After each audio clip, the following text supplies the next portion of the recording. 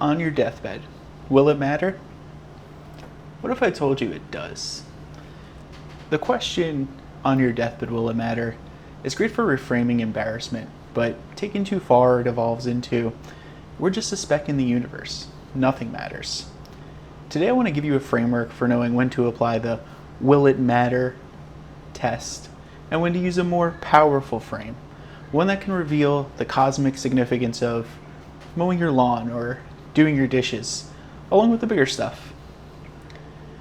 This second frame first struck me when I read a passage from Thomas Carlyle in his book on the French Revolution.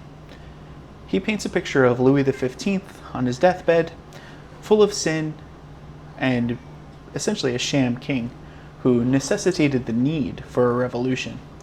But then Carlyle does something unexpected. He addresses us, the reader, and challenges us to evaluate ourselves before passing judgment. This is what makes his book so unique. It's not only a history, it's a judgment on the characters in the book and the people reading it. Let me read you that passage now. We will pry no further into the horrors of a sinner's deathbed, and yet let no meanest man lay flattering unction to his soul. Louis was a ruler, but art not thou one also? His wide France, look at it from the fixed stars, themselves not yet in infinitude.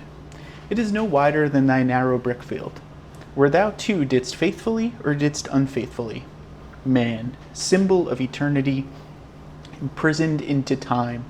It is not thy works which are all mortal, infinitely little, and the greatest no greater than the least, but only the spirit thou workest in that can have worth or continuance. To break down this message, this is my cat, Cloud. To break down this message, we take a look at Louis XV's France from the stars. And from the stars, France looks just as small or as big as your backyard. In the same way he's the ruler of France, you're the ruler of your own domain. And the cosmos, the universe, God, however you like to put it, will judge each equally, no matter what power they had on our earthly realm. It's how you work that matters. It's not just the scale that you work on. For your spirit to have value in this world, you have to work with the fullness of your spirit.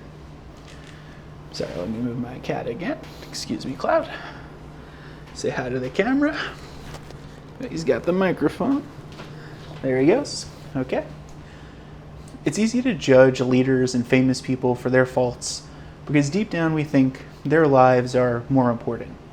But the truth is all life is of equal value. Now let me rephrase that. I'm reading up here. It's easy to judge leaders and famous people for their faults because we think their decisions are more important. But the truth is, each decision all of us makes is of equal value. Though some decisions affect more people than others, we're still all part of a network that has branching, compounding effects. When we're thinking of the sins of a Louis, or in the modern day we might think of a Trump or a Biden, it's all on the same cosmic scale. They have more societal power, but that's not how the spirit is judged, just based off societal power, right? It doesn't make the judgment more or less harsh. What you do with your own family in your own time will be judged just as harshly, depending on what you believe.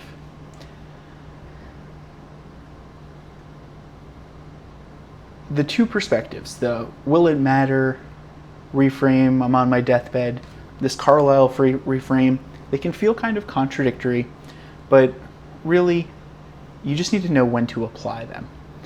Knowledge is knowing that they both exist. That's knowledge. We have knowledge of these two frames that are out there.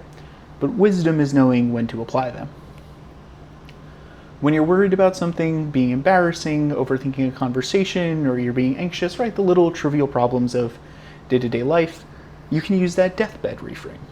The one that makes you feel like, it doesn't really matter.